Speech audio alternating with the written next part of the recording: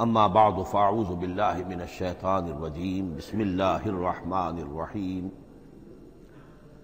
حامیم والکتاب المبین انا جعلناہ قرآنا عربیا لعلکم تعقلون وقال تبارک وتعالی کما ورد فی سورۃ یوسف علیہ الصلاۃ والسلام الف لام را تلک آیات الکتاب المبین انا انزلناہ قرآنا عربیا لعلکم تعقلون وقال عز وجل كما ورد في سورة الزمر قرآنا عربيا غير ذي عوج وقال جل وعلا كما ورد في أول سورة الكهف الحمد لله الذي أنزل على عبده الكتاب ولم يجعل له عوجا صدق الله العظيم رب اشرح لي صدري ويسر لي أمري واحلل عقدة من لساني يفقهوا قولي۔ تعارف قرآن کے ضمن میں جو مباحث پہلی نشست میں مکمل ہو چکے ہیں اس میں ایک کمی رہ گئی تھی، اس کو پورا کر لیجئے۔ قرآن مجید کی 2 آیات کے بارے میں یہ روایت موجود ہے صحیح مسلم میں حضرت عبداللہ ابن مسعود رضی اللہ تعالی عنہ سے کہ سورہ بقرہ کی آخری 2 آیات حضور کو شب معراج میں عطا ہوئی ہیں، وہ زمین پر نازل نہیں ہوئیں بلکہ حضور نے آسمان پر پہنچ کر ان کو حاصل کیا ہے۔ یہ امت کے لیے شب معراج کے تحفے کے طور پر یہ 2 آیتیں آمن الرسول بما انزل الیہ من ربہ والمؤمنون کل آمن باللہ وملائکتہ وکتبہ ورسلہ لا نفرق بین احد من رسلہ وقالوا سمعنا واطعنا غفرانک ربنا والیک المصیر۔ پھر آخری آیت جس میں طویل ترین دعا ہے۔ یہ 2 آیات جو ہیں مستثنیٰ کر لیجئے تو باقی جو ہے قرآن مجید وہ پھر پورا حجاز میں زمین پر نازل ہوا ہے محمد رسول اللہ صلی اللہ علیہ وسلم کے قلب مبارک پر۔ اب جو اگلی بحث ہے اس تعارف قرآن کے ضمن میں، قرآن کی زبان کون سی ہے؟ یہ سب جانتے عربی زبان ہے، لیکن کون سی عربی؟ عربی کوئی ایک نہیں ہے۔ جیسا کہ آپ کو معلوم ہے کہ ایک زبان ہوتی ہے تو اس کے ڈائلیکٹس ہوتے ہیں۔ پنجابی زبان کے نہ معلوم کتنے ڈائلیکٹس ہیں، بنگلہ زبان کے نہ معلوم کتنے ڈائلیکٹس ہیں، پشتوں کے کتنے ڈائلیکٹس ہیں۔ عربی زبان کے اس وقت پورے عالم عرب کے اعتبار سے تو دیکھیے تو ہر ملک کا جو ہے اپنا لہجہ ہے اور ان کے اپنے انداز ہے۔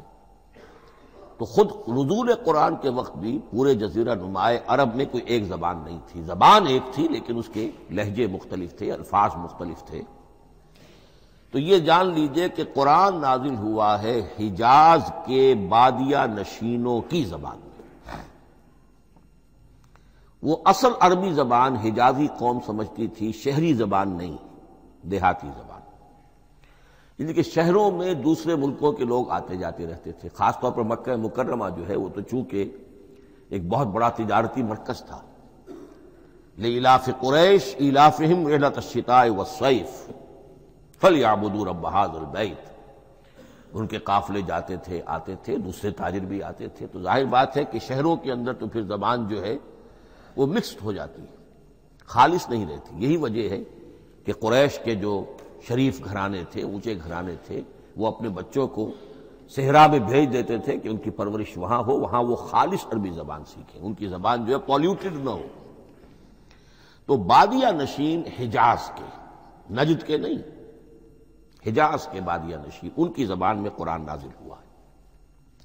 یہ آیتیں اس سے پہلے بھی سامنے آ چکی ہیں سورہ زخرف کی، انا جعلناہ قرآنا عربیا لعلکم تعقلون۔ ہم نے اس اپنے کلام قدیم کو عربی زبان کا جامہ پہنایا ہے۔ انا انزلناہ قرآنا عربیا، یہ سورہ یوسف کی آیات، ہم نے اتارا ہے اسے قرآن عربی بنا کر، قرآنا عربیا لعلکم تعقلون۔ سورہ زمر میں قرآنا عربیا غیر ذی عوج، یہ عربی مبین میں ہے، صاف ستھری دھلی ہوئی عربی زبان جس میں کہیں کوئی ٹیڑھ نہیں ہے، کوئی ایچ پیچ نہیں ہے۔ اور یہی پھر سورہ کہف میں جو ایک ترانہ حمد اللہ نے ہمیں سکھایا ہے کہ میرے اس انعام عظیم پر میرا شکر ادا کیا کرو، تو کن الفاظ میں الحمدللہ الذی انزل علی عبدہ الکتاب ولم یجعل لہ عوجا۔ تو یہ عربی مبین جو ہے اگرچہ اصلاً ہے بادیہ نشین حجاز کے، البتہ یہ کہ عرب کے دوسرے قبائل کے بھی ان کی زبانوں کے بعض الفاظ اس میں آئے ہیں۔ اس سے آگے بڑھ کر یہ کہ بعض معرب الفاظ بھی ہیں۔ ہندی زبان کا کوئی لفظ اس نے عربی کا جامہ پہن لیا، فارسی زبان کا کوئی لفظ اس نے عربی کا جامہ وہ بھی قرآن میں بعض ہیں، استثناءات ہیں یہ۔ جیسے سنگ گل، یہ فارسی زبان کا لفظ ہے، سنگ گل، وہ سجیل بن کر قرآن مجید میں آ گیا ہے۔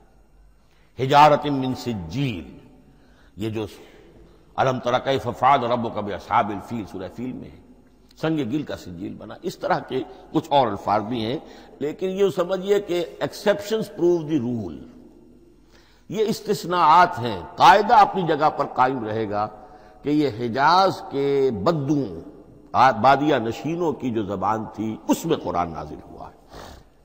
اس قرآن کے بارے میں، اس کی زبان کے بارے میں جو چند پہلو سامنے رہنے چاہیے، فصاحت اور بلاغت کی معراج۔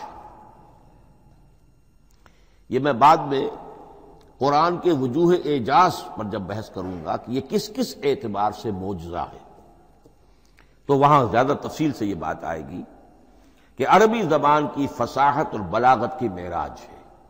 آپ کو معلوم ہے کہ آج بھی دنیا میں یہودی بھی ہیں جن کی مادری زبان عربی ہے، عیسائی بے شمار ہیں جن کی مادری زبان عربی ہے، ان کے ہاں بھی عربی ادب کی چوٹی کی کتاب جو پڑھائی جاتی ہے وہ قرآن ہے۔ یہ انہیں ماننا پڑتا ہے کہ عربی ادب کی جو آخری کتاب ہے، چوٹی کی کتاب ہے، وہ یہی ہے۔ یہودی بھی پڑھائیں گے، جیسے آپ انگریزی زبان پڑھنی ہے، سمجھنی ہے، تو شیکسپیئر کے بغیر آپ کیسے سمجھیں گے؟ اب وہ تو ایک سٹینڈرڈ ہے۔ اسی طریقے سے یوں سمجھیے کہ عربی زبان عربی ہونے کے اعتبار سے کلام اللہ ہونا اس پر ان کا ایمان نہیں ہے، لیکن یہ کہ عربی زبان کے اعتبار سے اس کی فصاحت اور بلاغت کا لوہا وہ مانتے ہیں۔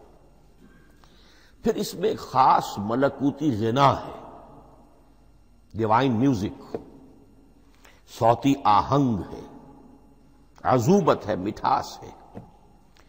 لاہور میں ایک صاحب ہیں جو پروفیسر ہیں فونیٹکس کے پنجاب یونیورسٹی میں، وہ کہتے ہیں میں ثابت کر سکتا ہوں کہ جتنے بھی آج دنیا میں اصول ہیں صوتی، یہ خود اپنی جگہ ایک بہت بڑی سائنس ہے، اس کے اعتبار سے میں ثابت کر سکتا ہوں کہ بلند ترین موسیقی قرآن مجید میں ہے، ملکوتی غنا۔ اسی لیے قرآن مجید کو اچھی سے اچھی آواز میں پڑھنے کی تاکید آئی ہے۔ زینوا القرآن باصواتکم، قرآن کو اپنی آوازوں سے مزین کرو۔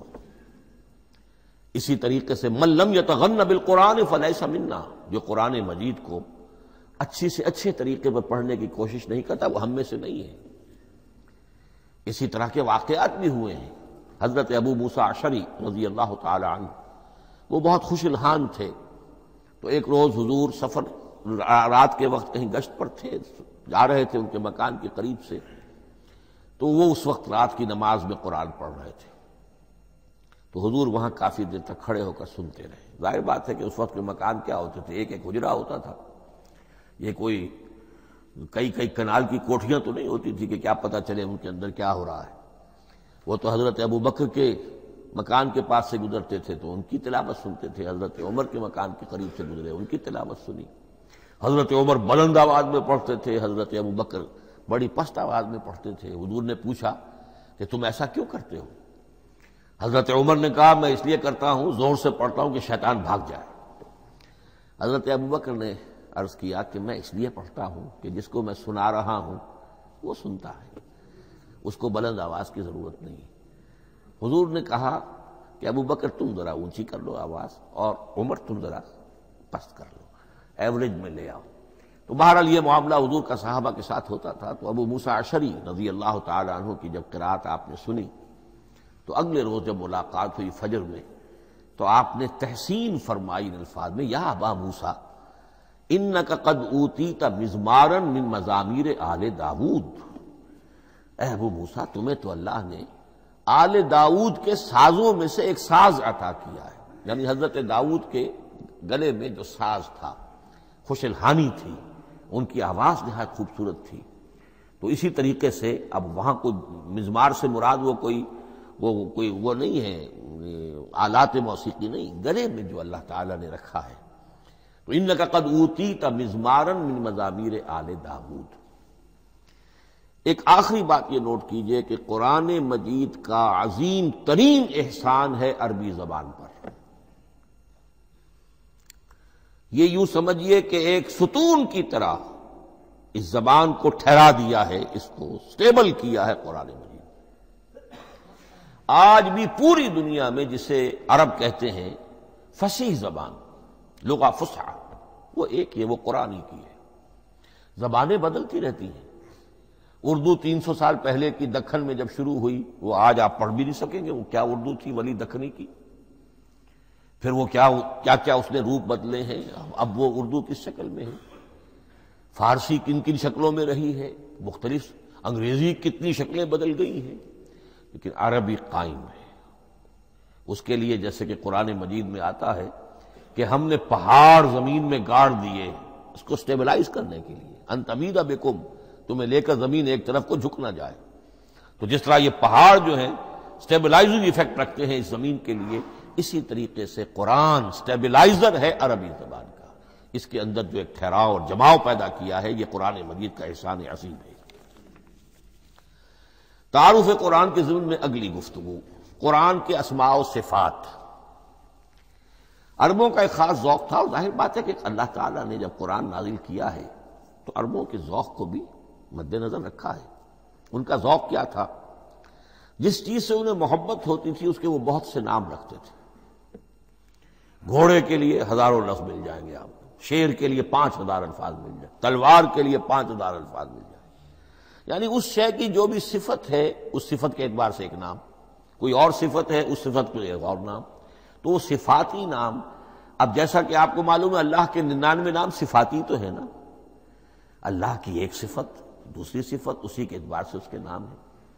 قرآن مجید کے اسماء علامہ جلال الدین سیوطی رحمۃ اللہ علیہ نے 55 شمار کیے، لیکن وہ بھی مکمل نہیں ہے لسٹ، اس لیے کہ اس میں ایک اہم نام برہان یہ شامل نہیں ہے۔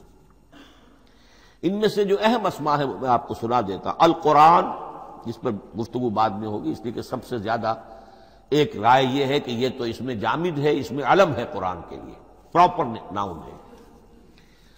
الکتاب، الذکر، الہدا، النور، الفرقان، کلام اللہ، الوحی، روحا من امرنا۔ پھر اس کی صفات کے اعتبار سے الکریم، الحکیم، العظیم، المجید، المبین، رحمہ، العلی، بصائر، بشرا، بشیر، نذیر، عزیز، قرآن عزیز، بلاغ، بیان، احسن القصص، احسن الحدیث، موعظہ، شفاء، مبارک، مہیمن، قیم، مثانیہ، متشابہ۔ یہ میں نے آپ کو 23 نام بتائے ہیں، لیکن یہ کہ علامہ جلال الدین سیوطی نے 55 گنوائے۔ لیکن جو بحث دلچسپ ہے وہ یہ ہے کہ جو اس کے لیے لفظ القرآن ہے، اس کے معنی کیا ہے اور یہ کس مصدر سے، کس مادے سے یہ لفظ بنا ہے۔ ایک رائے تو یہ ہے کہ یہ اس میں جامد ہے، یہ مشتق نہیں ہے، کسی مادے سے نکلا ہوا نہیں ہے۔ اور یہ بھی آپ نوٹ کر لیجئے، اللہ کے اسماء میں سے بھی ایک نام کو سمجھا جاتا ہے وہ مشتق نہیں ہے، اس میں جامد ہے، اس میں علم ہے، اور وہ ہے اللہ۔ باقی سارے نام صفاتی ہیں، ایک نام، اس لیے اس میں ذات کہتے ہیں اس کو، اس میں ذات۔ لیکن یہ رائے متفق علیہ نہیں ہے، یہ کچھ لوگوں کی رائے ہے۔ ایک رائے یہ بھی ہے کہ یہ بھی اس میں علم نہیں ہے، یہ بھی مشتق ہے الہ سے۔ جیسے حکیم یہ صفت ہے، الحکیم یہ اللہ کا نام ہو گیا، الہ ایک معبود، الالہ معبود برحق، الالہ وہ اللہ بن گیا، ایک رائے یہ۔ لیکن یہی اسی طریقے سے نوٹ کیجئے کہ قرآن مجید کے بارے میں بھی ایک رائے یہ ہے کہ القرآن اس کا اسم علم ہے، پراپر ناؤن ہے، یہ جامد ہے، یہ مشتق نہیں ہے، کسی اور مادے سے نکلا نہیں۔ لیکن جو اکثریت کی رائے ہے، جس پر تقریباً اجماع ہے، وہ یہ ہے کہ نہیں، یہ اس میں جامد نہیں، اس میں مشتق ہے۔ لیکن پھر دو رائے ہیں کہ مادہ کیا ہے، ایک قرن قاف را نون اور ایک قرا قاف را حمزہ، یہ دو مختلف مادوں کے بارے میں رائے ہے کہ قرآن ان سے نکلا ہے۔ قرن کہتے ہیں کسی چیز کا قریب ہو جانا، جڑ جانا، مل جانا۔ یہ حج کی جو تین شکلیں ہیں، حج تمتع ہے، حج قران ہے اور حج افراد ہے۔ قران کیا ہے؟ ایک ہی احرام میں عمرہ بھی اور حج بھی دونوں کو جمع کر لیا جائے تو یہ حج قران ہے۔ اسی سے قران الصعدین کا لفظ استعمال ہوتا ہے۔ قرینہ اور قرائن جو ہے اسی سے الفاظ۔ امام فرا کی رائے یہ ہے کہ قرن سے یہ قرآن بنا ہے، اس لیے کہ اس میں بھی اللہ تعالیٰ کی آیات جمع ہو گئی۔ اسی طرح قرأ قاف را اور حمزہ، اس قرات کا مصدر بھی بن جاتا ہے، جیسے رجحان، را جیم ہے، رجح سے رجحان، غفران، غفرانک ربنا، پروردگار ہم تیری مغفرت کے خواستگار ہیں۔ اسی طرح قرآن قرأ سے بنا ہے۔ مفعول جو ہے وہ مصدر کے معنی میں آ جاتا ہے، یعنی پڑھی جانے والی شے۔ اور ایک قرأ آتا ہے عربی زبان میں، قرأت الماء فی الحوض، میں نے پانی جمع کر لیا حوض کے اندر، بارش ہوئی میں نے کچھ پانی حوض میں جمع کر لیا، قرأت الماء فی الحوض۔ اسی سے قریہ کا لفظ بنا، قریہ بستی کو کہتے ہیں جہاں لوگ جمع ہو کر رہتے ہیں، قریہ۔ تو اس معنی میں یہ قرآن جو ہے یہ جمع ہے اللہ تعالیٰ کی اسماء صفات اور اللہ کی ذات جو ہے اور اس کی آیات کا جامع ہے۔ یہ ہے لفظ قرآن کی بحث۔ اگلی بحث اور بڑی اہم ہے اور دلچسپ ہے، قرآن کا اسلوب کلام کس کیٹیگری میں فال کرتا ہے؟ قرآن کیا ہے؟ ایک شے کی تو سختی سے نفی کی اللہ نے، یہ شعر نہیں ہے،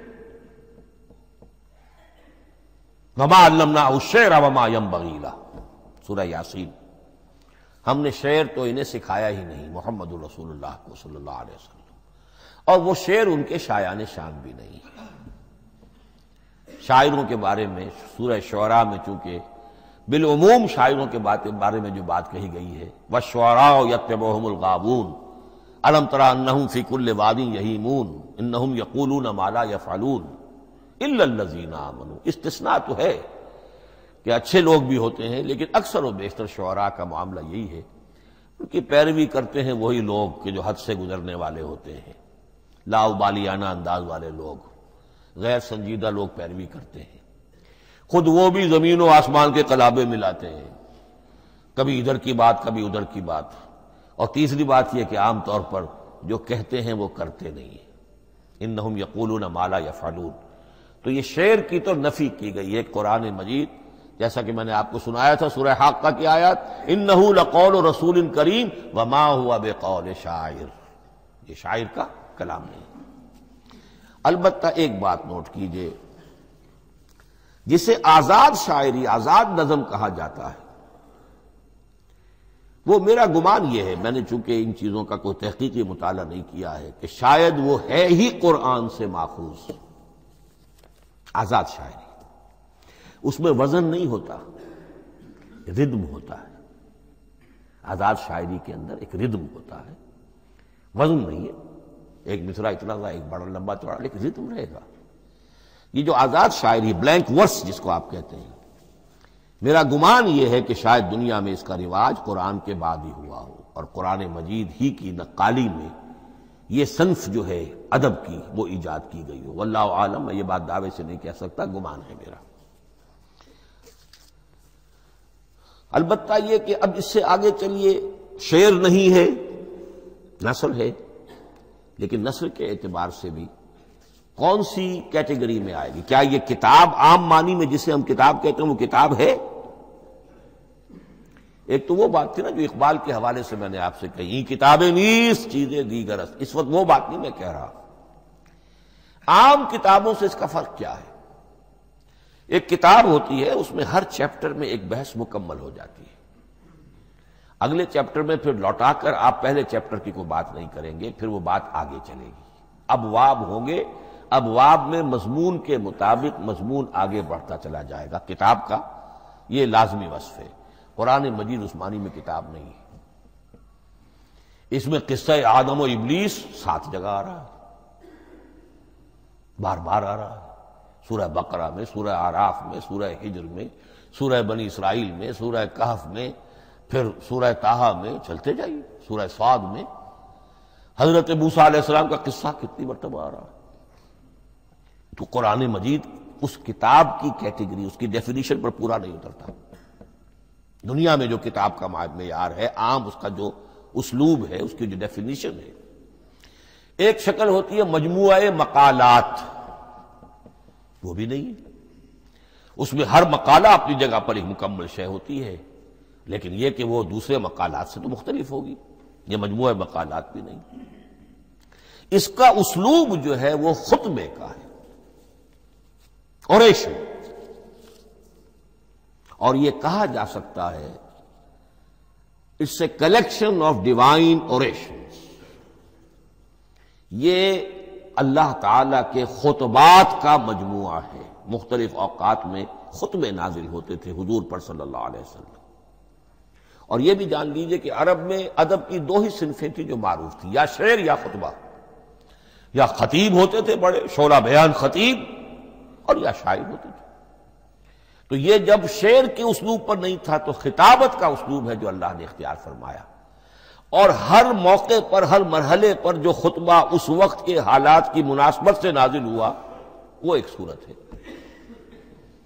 تو یہ ہے کلیکشن آف ڈیوائن اوریشنز، یہ اللہ تعالی کے مجموعہ خطبات الہیہ اسے کہا جا سکتا ہے، لیکن اس سے جو چند نتیجے نکلتے ہیں وہ نوٹ کرنے ضروری ہیں۔ خطبے میں مخاطب اور مخاطب کے مابین ایک ریپور ضروری ہے۔ اگر کوئی مصنف بیٹھا کتاب لکھ رہا ہے، اس کے سامنے کوئی سامع نہیں ہوتے، وہ تو اپنی مگن میں جو بھی خیال ہے اپنے دل میں وہ لکھ رہا ہے۔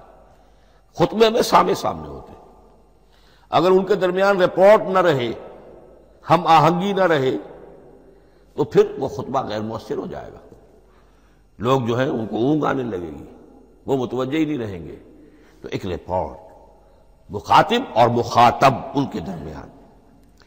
دوسرے یہ کہ خطبہ کا ایک وصف لازمی یہ ہوتا ہے کہ ایک واقعاتی پس منظر ہوتا ہے پیچھے موجود۔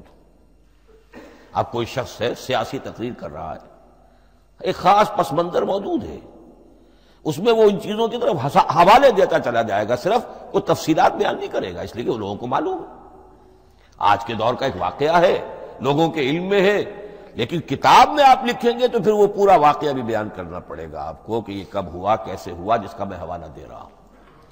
لیکن خطبے کے اندر پس منظر جو ہے وہ موجود ہے، اور اس کے حوالے سے صرف جو اشارات اس کی طرف ہو جائیں گے۔ نمبر 3 یہ ہے کہ خطبے میں تحویل خطاب بہت ہوتا ہے۔ تحویل خطاب سے کیا مراد ہے؟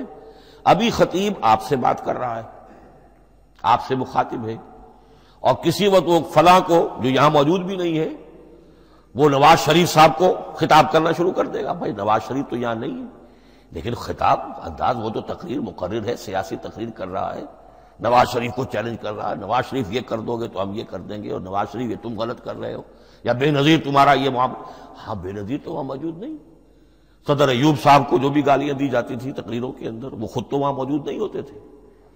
تو اس میں تحویل خطاب نوٹ کرنا پڑتا ہے، ابھی کس سے بات ہو رہی تھی، ابھی کس سے بات ہو رہی تھی۔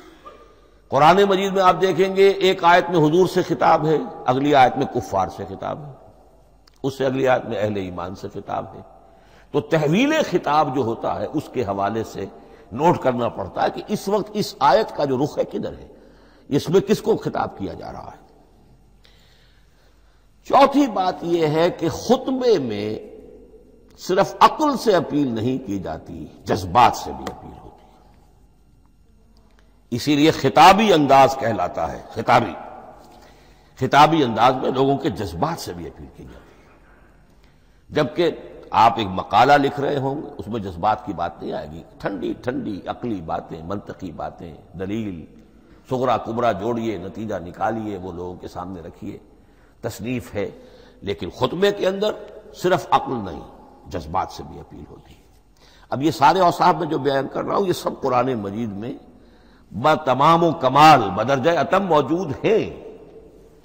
اور آخری بات یہ کہ خطبے میں، اور یہ کہ یہ چیز مشترک ہے غزل میں بھی اور قصیدے میں بھی اور خطبے میں بھی، اس کا اول و آخر بہت جامع اور مؤثر ہونا چاہیے۔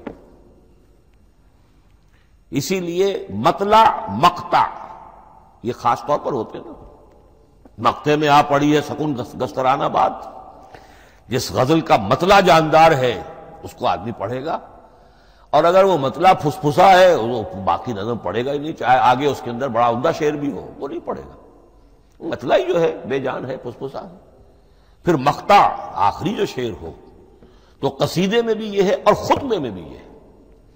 یہی وجہ ہے کہ قرآن مجید کی صورتوں میں اکثر و بیشتر شروع کی آیات اور آخری آیات انتہائی اہم ہوتی ہیں، بہت جامع ہوتی ہیں، جن کو کہا جاتا ہے کہ یہ سور جو ہیں ان کی ابتدائی آیات، خواتین اور پہلی آیات۔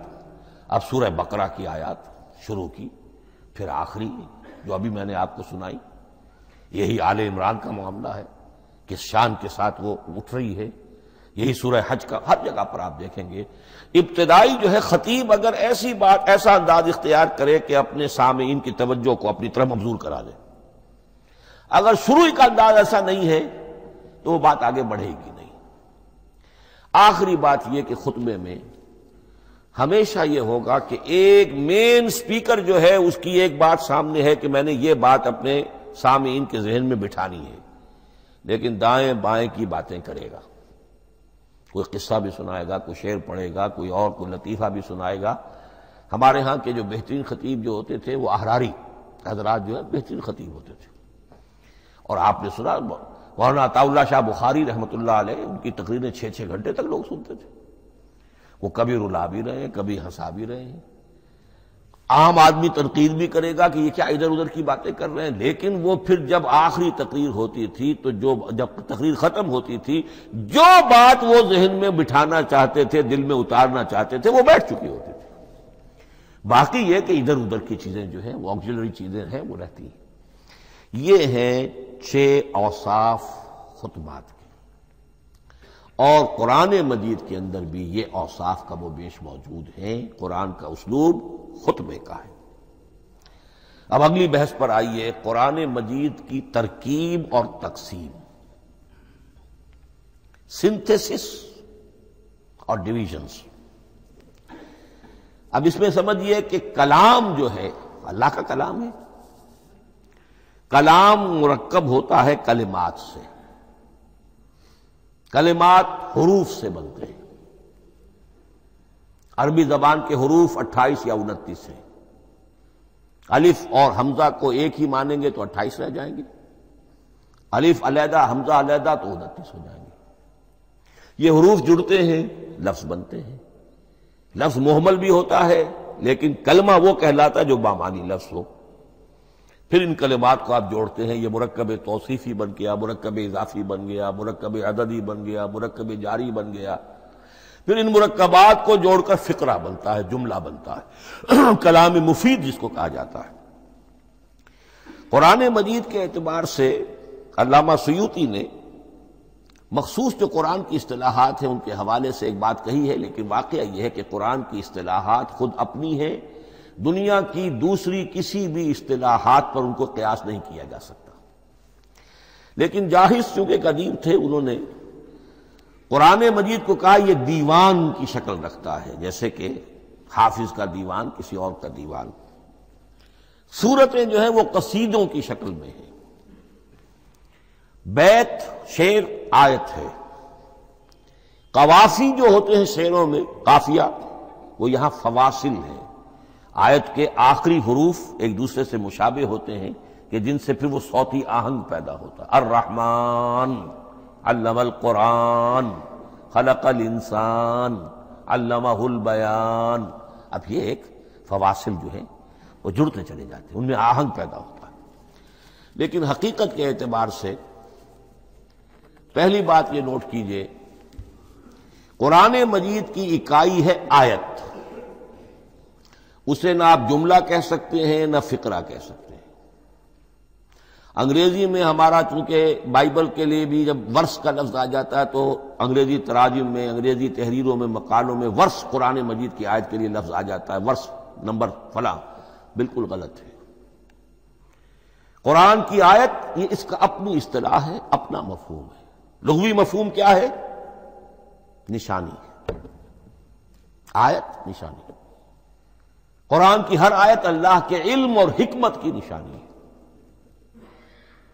اب قرآن کی آیتیں نوٹ کیجئے، صرف حروف پر بھی مشتمل ہے، الف لام میم حروف مقطعات اور آیت بن گئی۔ وہ مرکبات ناقصہ پر بھی مشتمل ہے، والعصر مرکب جاری ہے، حرف جار، آیت ہو گئی۔ پورے جملے پر بھی مشتمل ہے، ان الانسان لفی خسر، ایک جملہ ہے، اور 10 جملوں پر بھی مشتمل ہے۔ اللہ لا الہ الا ھو الحی القیوم لا تأخذہ سنۃ ولا نوم لہ ما فی السماوات وما فی الارض الی آخر الآیہ۔ آیت الکرسی کا انالیسس کیجئے، 10 جملے موجود ہیں اس میں۔ تو نوٹ کر لیجئے، یہ چیز توقیفی کہلاتی ہے، یہ کسی گرامر کے اصول پر نہیں ہے، کسی منطق کے اصول پر نہیں ہے۔ آیات قرآنیہ کی تعیین توقیفی ہے، یعنی حضور کے بتانے پر موقوف ہے۔ حضور نے بتایا والعصر، یہ آیت ہو گئی، آیت ہو گئی، ہم آیت مانیں گے۔ الف لام میم آیت ہو گئی۔ قاف حرف ایک ہے، یہ آیت نہیں ہے۔ نون ایک حرف ہے، آیت نہیں ہے۔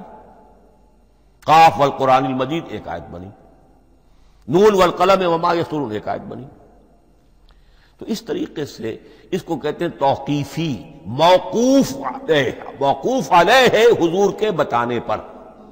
اب اس میں روایات کا اختلاف ہو سکتا ہے کہ حضور سے کوئی روایت یہ ہو کہ یہ ایک آیت بنی یا 2 آیتیں بنی۔ مثلا بڑی اہم مثال آپ کو دے رہا ہوں، سورہ مزمل کی جو دوسرا رکوع ہے، پورا دوسرا رکوع وہ 1 آیت شمار ہوتا ہے، اور میرا بڑا گمان رہا بہت عرصے تک کہ یہ 1 آیت نہیں ہو سکتی، یہ مختلف اوقات میں نازل ہوئی ہیں، 2 اوقات میں نازل ہوئی ہے، اور یہ مجھے قول مل گیا علامہ سیوطی کے ہاں، حضرت عبداللہ ابن عباس رضی اللہ تعالی عنہما کا قول کہ یہ 2 آیتیں ایک نہیں۔ لیکن یہ کہ یہ ہوگا موقوف روایت پر، میں کوئی نہیں ہوں جو اسے قرار دے سکوں۔ ہاں مجھے اگر کوئی روایت مل جاتی ہے، کوئی خبر یا اثر، خبر محمد الرسول اللہ کی یا اثر آپ کے کسی صحابی کا صلی اللہ علیہ وسلم رضی اللہ تعالی عنہ، تو پھر یہ ہے کہ ہم مانیں گے۔ تو اس کو کہتے ہیں توقیفی۔ آیات اور سور کا معاملہ توقیفی ہے بالکل، یا کسی منطق، کسی گرامر، کسی اصول بیان، کسی پر مبنی نہیں ہے، یہ مبنی ہے حضور کے بتانے پر۔ اس طرح سورت کسے کہتے ہیں؟ عربی زبان میں سور کے معنی ہے فصیل۔ فَضُرِبَ بَيْنَهُمْ بِسُورٍ لَهُ بَابٌ، سورہ حدید کے اندر الفاظ آئے۔ اب اس کا کیا تصور دیا گیا کہ ہر آیت جو ہے وہ اللہ کے علم اور حکمت کی نشانی ہے۔ 10 آیتیں، 20 آیتیں، 100 آیتیں، 285 آیتیں، 286 آیتیں جوڑ کر ایک فصیل باندھ دی گئی۔ یہ شہر حکمت خداوندی ہے، ایک نظم ہوتا ہے۔ جیسے آپ شہر کا ٹاؤن پلاننگ آج کا تو بہت بڑا فن ہے، بڑی اسپیشلائزیشن ہے، شہر کو پلان کرنا، اس کے اندر کیا کچھ ہونا چاہیے، کس طرح سے ہونا چاہیے۔ تو یہ سورت جو ہے یہ ایک یونٹ ہے قرآن مجید کی، اور اس کا جو لفظی معنی ہے فصیل، گویا کہ اس نے گھیرے میں لیا ہوا ہے ایک شہر معنی کو، علم و حکمت کے ایک شہر کے گرد یہ فصیل جو ہے پوری ہوئی ہے۔ اب اس میں نوٹ کر لیجئے جہاں تک، اچھا جیسے آیتیں چھوٹی بھی ہیں بڑی بھی ہیں، والعصر بھی آیت ہے اور الف لام میم بھی آیت ہے، اور جیسا کہ میں نے عرض کیا آیت الکرسی بھی آیت ہے۔ اس طرح سورتیں چھوٹی بھی ہیں بڑی بھی ہیں۔ سورۃ العصر 3 آیتیں، سورۃ الکوثر 3 آیتیں، سورۃ النصر 3 آیتیں، 3 ہی سورتیں 3 آیتوں پر مشتمل ہیں، 3 سے کم پر کوئی نہیں، 2 آیات کی کوئی صورت نہیں ہے۔ لیکن آگے آپ چلتے جائیے، اس کی بڑی سے بڑی تعداد سورہ بقرہ جو ہے سب سے بڑی ہے۔ تو آیت اور سورت کے علاوہ دور صحابہ میں صرف ایک لفظ اور تھا قرآن کی تقسیم کے ضمن میں، اور وہ تھا منزل یا حزب۔ منزل یا حزب 7 منزلوں میں یا 7 احزاب میں قرآن کو تقسیم کیا گیا، تاکہ جو شخص قرآن مجید ایک ہفتے میں ختم کرنا چاہے، ہر شب میں اکثر و بیشتر وہ لوگ رات کو ہی رات کی نماز میں قرآن پڑھتے تھے، ایک منزل پڑھ لے تو ہفتے میں پورا قرآن ختم ہو جائے گا۔ یہ حزب بھی ہے اور منزل بھی ہے، اور یہ چونکہ دور صحابہ میں تھا، یقیناً حضور نے بتایا ہوگا، اس میں آپ کو عجیب حسن نظر آئے گا۔ اس میں یہ نہیں کیا گیا کہ بالکل برابر برابر ساتھ کر دو بھائی، چاہے صورتیں ٹوٹ جائیں، صورتوں کی فصیل کوئی نہیں ٹوٹتی، اس میں صورتیں مکمل جو کہ تو آئیں گی۔ اور پھر یہ کہ عجیب بات ہے کہ سورہ فاتحہ کو اگر ایک طرف رکھ دیں، وہ قرآن کے دیباچے کی حیثیت رکھتی ہے، تو پہلی منزل میں 3 سورتیں، دوسری میں 5 سورتیں، تیسری میں 7، چوتھی میں 9، پانچویں میں 11، چھٹی میں 13 اور 17 اور 7ویں میں 65۔ یہ ہے کہ جو ان صورتوں کی ایک بڑی جیسے کہ ایک سیڑھی چڑھ رہی ہے، اور تقریباً مساوی ہو جاتے ہیں، کوئی 4.25 پارے ہے، کوئی 4.5 پارے ہے، کوئی 4.25 پارے، اس طریقے سے ہے، تقریباً مساوی۔ لیکن آرٹیفیشل ایکویلٹی پیدا کرنے کے لیے، مصنوعی مساوات پیدا کرنے کے لیے سورتوں کی فصیلوں کو نہیں توڑا گیا۔ اس سے آگے چل کر جو پاروں کی تقسیم ہے وہ بہت بعد کی بات ہے، 30 پارے، اور اس میں آپ کو یہ ساری قباحتیں نظر آئیں گی۔ اس میں سورتوں کی فصیلیں توڑی گئی ہیں اور بڑے بھونڈے طریقے پر توڑی گئی۔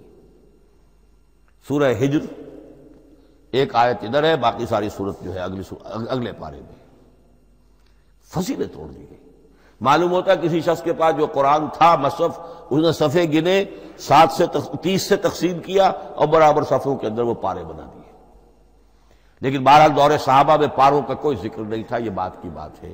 دور صحابہ میں آیت، سورت اور حزب۔ اسی طریقے سے طویل سورتوں کو جو رکوعوں میں تقسیم کیا گیا، یہ بھی بات کی بات ہے۔ لیکن یہ جو تقسیم کیا گیا ہے سورتوں کو رکوعوں کی شکل میں، 35 سورتیں تو قرآن کی ایسی ہیں چھوٹی ہیں جو ایک ایک ہی رکوع پر مشتمل ہے۔ آخری پارے کی 37 صورتیں ہیں، پہلی 2 کی جو 2 رکوع ہے، باقی سب کے سب جو ہے وہ ایک ہی رکوع شمار ہوتا ہے۔ لیکن رکوع کیوں کیے گئے؟ لمبی صورتوں میں سے اگر کچھ حصہ پڑھنا ہے نماز میں، سورہ بقرہ پوری تو نہیں پڑھ سکتے آپ ایک رکعت کے اندر، تو اس کا وہ حصہ پڑھا جائے جس میں ایک مضمون پورا ہو جائے، مضمون نہ ٹوٹے، تاکہ وہاں پر رکوع کرے آدمی کہ جہاں پر کہ وہ مضمون ایک اعتبار سے مکمل ہو گیا۔ تو رکوع سے رکعت ہے، رکوع ہے، اس رکعت کے اندر ایک حصہ اتنا پڑھا جائے تاکہ مضمون جو ہے وہ خوبصورت رہے اور اس کا سلسلہ برقرار رہے۔ یہ تقسیم بھی اگرچہ بہت ہی ایک بدنام شخص ہے ہماری تاریخ کا، حجاج ابن یوسف، یہ اس کی ہوئی تقسیم ہے یا اس نے کرائی ہے، بہرحال اس کی طرف منسوب ہے، اور یہ بات ماننی پڑتی ہے کہ بڑے گہرے غور و فکر سے تقسیم کی گئی ہے، الل ٹپ نہیں ہے، بلکہ اس کے لیے واقعتاً غور کر کے جہاں وہ مضمون ختم ہوتا ہے، کہیں کہیں آپ اختلاف کر سکتے ہیں اور آپ کو حق حاصل ہے، اس لیے کہ یہ چیزیں توقیفی نہیں ہیں، یہ حضور کی بتائی ہوئی نہیں ہے، نہ رکوعوں کی تقسیم۔ اب سعودی عرب میں جو قرآن مجید چھپ رہے ہیں ان میں حزب ہو گئے ہیں، یعنی ہر پارے کو پارے برقرار رکھ کر 8 حزب بنا دیے انہوں نے، 4 حزب بنا دیے اور پھر نصف حزب کر کے 8 حصے کر دیے۔ تو یہ چیزیں جو ہمارے ہاں رکوع تو پاروں سے ادھر ادھر ہو جاتے ہیں، پارا بدل گیا رکوع وہی چل رہا ہے، اس لیے کہ رکوع میں مضمون کو پیش نظر رکھا گیا ہے، جبکہ پارے میں مضمون کو نہیں سامنے رکھا گیا۔ تو رکوع کا معاملہ جو ہے چاہے وہ حجاج ابن یوسف ہی نے کیا ہے، لیکن یہ کہ بہرحال وہ بہت صحیح ہے، اکثر و بیشتر، کہیں کہیں آپ اس سے اختلاف کر سکتے ہیں۔ تو یہ تو اس کا ہم نے آپ کے سامنے رکھا سنتھیسس۔ اب اگلا موضوع ہے ترتیب و تدوین کیسے ہوئی۔ ان علینا جمعہ و قرآنہ، ہمارے ذمے ہے اس کو جمع بھی کرنا اور پڑھوانا بھی، اور پڑھوانے میں ترتیب آ جائے گی لازماً۔ لیکن یہ کہ ایک بات تو اس میں بالکل متفق علیہ ہے، جس میں کسی شک و شبے کی گنجائش نہیں۔ قرآن کی ترتیب نزولی اور تھی، ترتیب مصحف اور ہے۔ ترتیب مصحف میں سورہ فاتحہ کے بعد سورہ بقرہ ہے۔ سورہ بقرہ نازل ہوئی ہے مدنی دور میں جا کر، پھر سورہ آل عمران ہے وہ بھی مدنی ہے، سورہ نساء ہے وہ مدنی ہے، سورہ مائدہ ہے وہ مدنی، پھر آئی ہے سورہ انفال اور سورہ توبہ۔ یہ سورہ انفال تو مدنی نہیں، سورہ انعام اور سورہ اعراف یہ ہے کہ جو مکیات ہیں، یہ کہ بھی مکی دور کی بھی آخری زمانے کی ہے۔ ابتدائی جو مکی صورتیں وہ سب سے آخری حصے میں ہیں، 29واں پارہ اور 30واں پارہ۔ تو ترتیب نزولی اور تھی، ترتیب مصحف اور ہے، اس میں تو کسی شک و شبے کی گنجائش نہیں۔ لیکن ہمارے ہاں اہل تشیع نے اس چیز کو بہت اچھالا ہے۔ ان میں سے بعض گروہ ایسے ہیں جن کا کہنا یہ ہے کہ اصل قرآن جو ہے وہ ترتیب نزولی کے مطابق تھا، یہ ترتیب تو عثمان نے کر دی رضی اللہ تعالی عنہ۔ حضرت علی کے پاس اصل قرآن جو ترتیب نزولی کے مطابق تھا موجود تھا، اور اب بھی ان کے خیال میں جو ان کے امام غائب جو ہیں چھپے ہوئے ہیں غار میں، تو ان کے پاس وہ نسخہ اصل حضرت علی والا موجود ہے، اور جب وہ ظاہر ہوں گے تو اصل قرآن لے کر آئیں گے۔ یہ سارے شیعوں کا قول نہیں ہے، لیکن یہ کہ ان میں بہت سے لوگ ہیں کہ جو ان باتوں کو مانتے ہیں۔ جہاں تک اس بات کا تعلق ہے کہ حضرت علی نے ترتیب نزولی پر کوئی مصحف جمع کیا ہو، اس میں کوئی اشکال نہیں ہے، اس لیے کہ علمی طور پر یہ ایک بڑی عمدہ ایکسرسائز بنتی ہے۔ ایک زمانے میں میں بہت کوشش کرتا رہا ترتیب نزولی سے، اس لیے کہ ترتیب نزولی سے سیرت نبوی اخذ ہوتی ہے، پہلے کیا نازل ہوا، پھر کیا نازل ہوا، پھر کیا نازل ہوا۔ در حقیقت اگر آپ ترتیب نزولی سے قرآن مرتب کر دیں تو وہ سیرت النبی بن جائے گی۔ تو اس کو سمجھنے کے لیے ایک زمانے میں نے بڑی محنت کی ہے، لیکن ایک تو یہ کہ وہ یقین سے وہ باتیں ملتی نہیں ہیں، بعض روایات ہیں، لیکن یہ کہ پھر بھی آپ یقین سے نہیں کہہ سکتے۔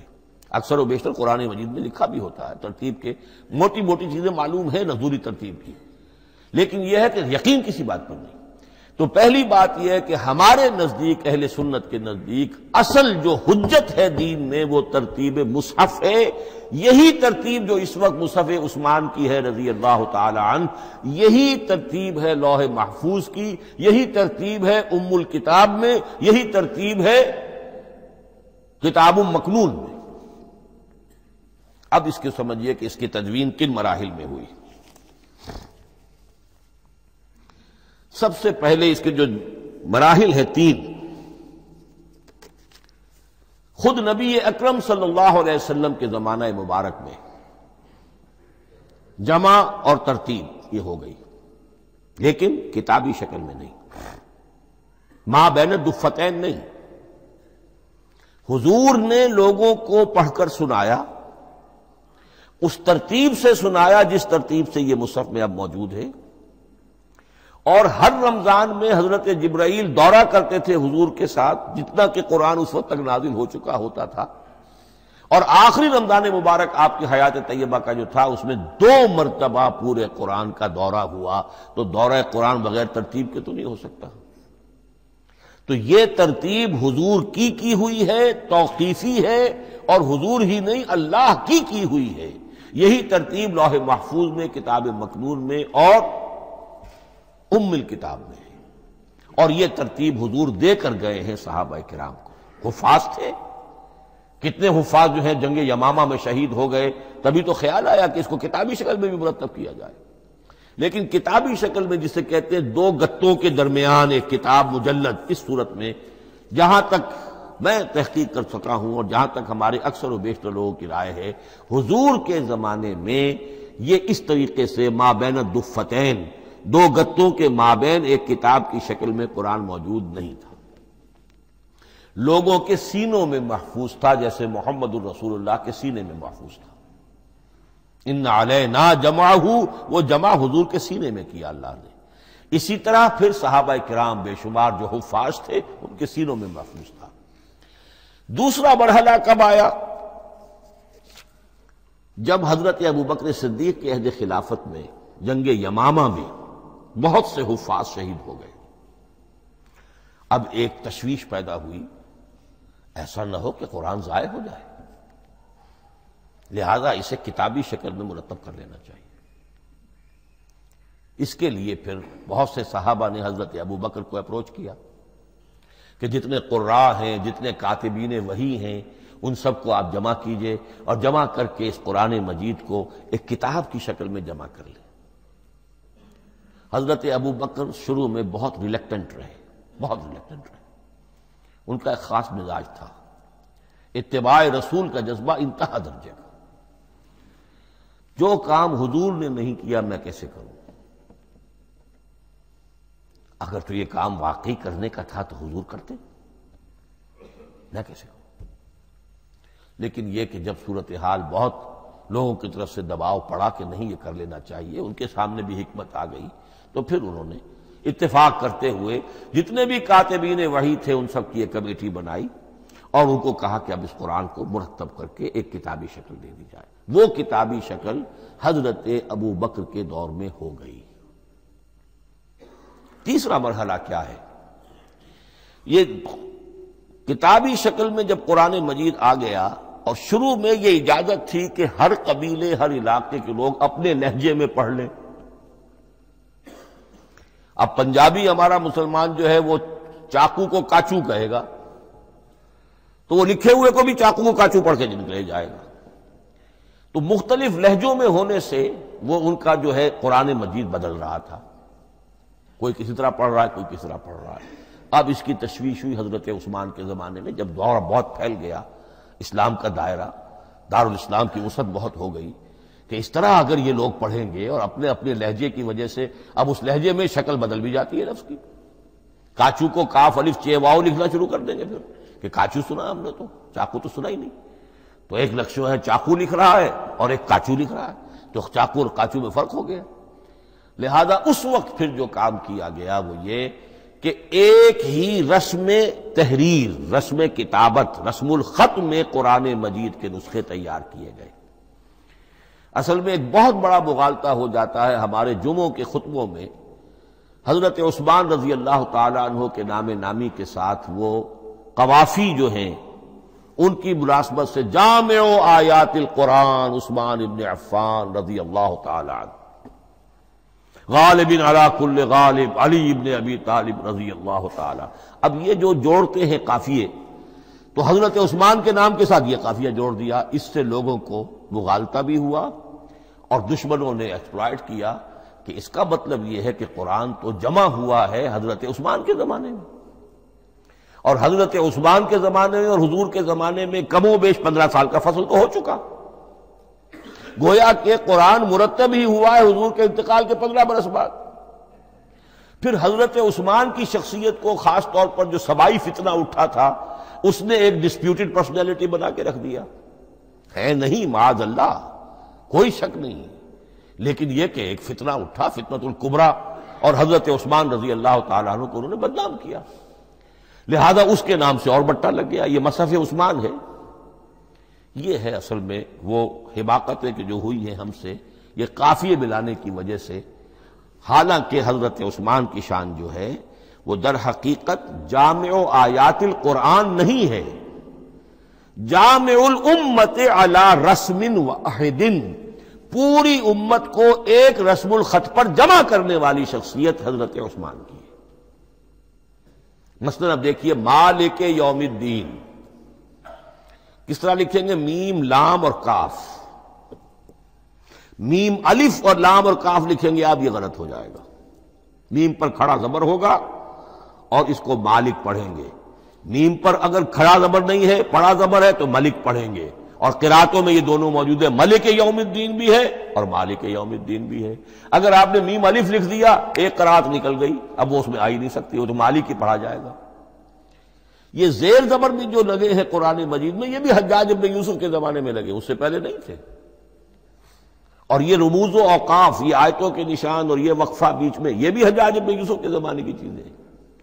ورنہ عربوں کے لیے تو ان کی اپنی زبان تھی، انہیں ان چیزوں کی ضرورت ہی نہیں تھی۔ آپ کو معلوم ہے پرانے زمانے کے جو منشی ہوتے تھے، انشاء پرداز، وہ جب خط لکھتے تھے تو اس میں نقطے وغیرہ نہیں لگاتے تھے۔ جس کو خط لکھا جا رہا ہے وہ توہین سمجھے گا کہ شاید مجھے جاہل سمجھا کہ نقطے بھی لگا کے بھیجا جا رہا ہے خط پر، گویا کہ میں تو سمجھ ہی نہیں سکتا بغیر نقطوں کے۔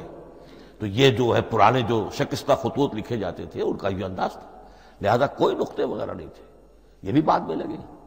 تو ملک یوم الدین، مالک یوم الدین، اس کی رسم آئے گا میم لام کاف، کھڑا زبر ہے مالک یوم الدین اور ویسے پڑا زبر ہے ملک یوم الدین۔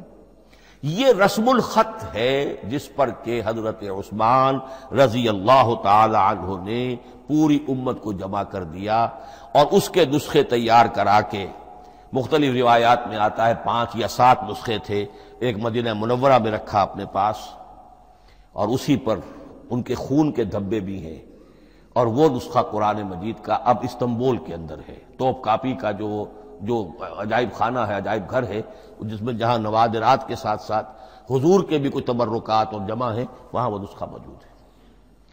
اس میں انگلی جو کٹی تھی حضرت نائلہ جو ان کی اہلیہ تھی، جب وار کیا گیا ہے حضرت عثمان پر، قرآن پڑھ رہے تھے، انہوں نے روکا اپنے ہاتھ سے تو ان کی انگلی کٹی اور اس کے خون کے قطرے جو ہیں وہ مصحف پر آئے۔ تو یہ وہ قرآن، پھر انہوں نے ایک مکہ مکرمہ میں، ایک دمشق میں، ایک کوفے میں، ایک یمن، ایک بحرین، ایک بصرہ، مختلف جگہوں پر وہ آفیشل ورشن قرآن کا صرف رسم الخط اسکرپٹ کے اعتبار سے۔ لیکن اب پھر نوٹ کر لیجئے، قرآن مرتب ہو چکا، مدون ہو چکا دور نبوی میں، لیکن کتابی شکل میں نہیں، سینوں میں محفوظ۔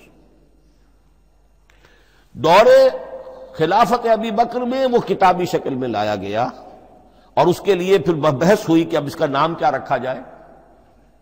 اس کے لیے کئی نام تجویز ہوئے، سفر بھی، انجیل بھی، وغیرہ وغیرہ، لیکن پھر اس کو حضرت عبداللہ ابن مسعود رضی اللہ تعالی عنہ نے اہل حبشہ سے استشہاد کرتے ہوئے مصحف نام رکھا۔ مصحف، یہ مصحف بن گیا حضرت ابو بکر کے زمانے میں، لیکن مصحف کی قرأت کے جو فرق ہو رہے تھے تو وہ لکھنے کے اندر بھی فرق آنا شروع ہو گیا۔ اس کو دور کیا حضرت عثمان نے، اس کا آفیشل ورژن تیار کروایا، ایک رسم الخط پر پوری امت کو جمع کر دیا، باقی جو نسخے تھے انہیں آپ نے پھر ضائع کر دیا، تاکہ کوئی اور یہ نہ رہے کہ اب یہ بھی ایک تھا پرانا نسخہ نکل آیا، اس میں تو یہ لفظ اس طرح لکھا ہوا ہے۔ تو جامع الامت علی رسم واحد، ایک ہی رسم الخط پر پوری امت کو جمع کرنے والی شخصیت وہ حضرت عثمان کی ہے رضی اللہ تعالی عنہ۔ بہرحال یہ نوٹ کیجئے کہ یہ مرحلہ بھی حضرت عثمان کے زمانے میں، تو یوں سمجھیے کہ حضرت عثمان کا پورا عہد بھی آپ جوڑ لیں تو آپ کی جو شہادت ہے وہ تقریباً یوں سمجھیے کہ حضور کے انتقال کے وہ 25 برس بعد ہے، گویا ربع صدی کے اندر اندر حضور کے انتقال کے بعد، چوتھائی صدی کے اندر اندر سارے مراحل طے ہو گئے۔ یہی وجہ ہے میں نے شروع میں آپ کو بتایا تھا کہ پوری دنیا یہ مانتی ہے کہ آج جو قرآن مسلمانوں کے پاس ہے یہ ہے وہی جو محمد عربی صلی اللہ علیہ وسلم نے اپنی امت کو دیا تھا۔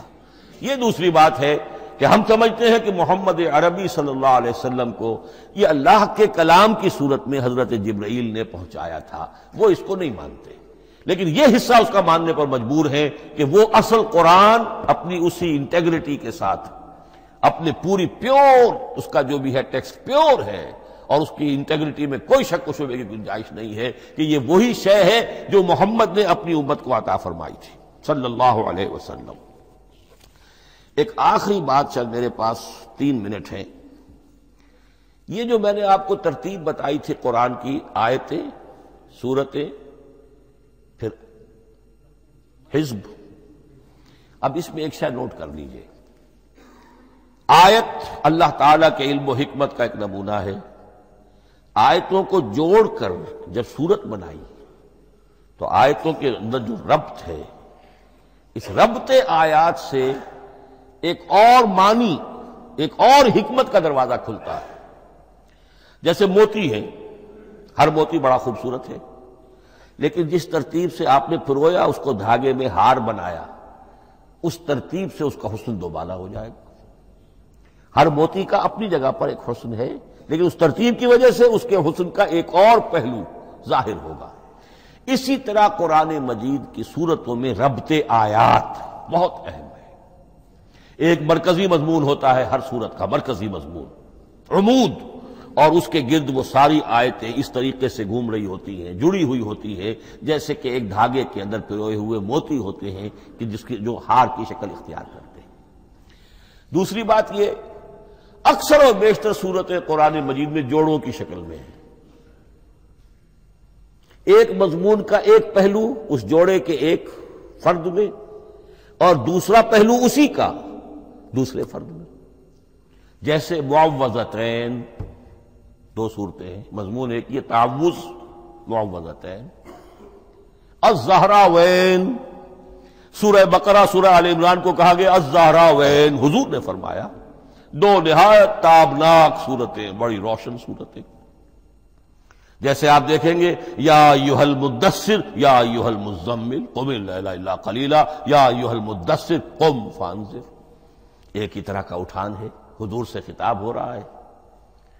سورۃ الضحیٰ، سورۃ الانشراح، یہ تمام جوڑوں کی شکل میں۔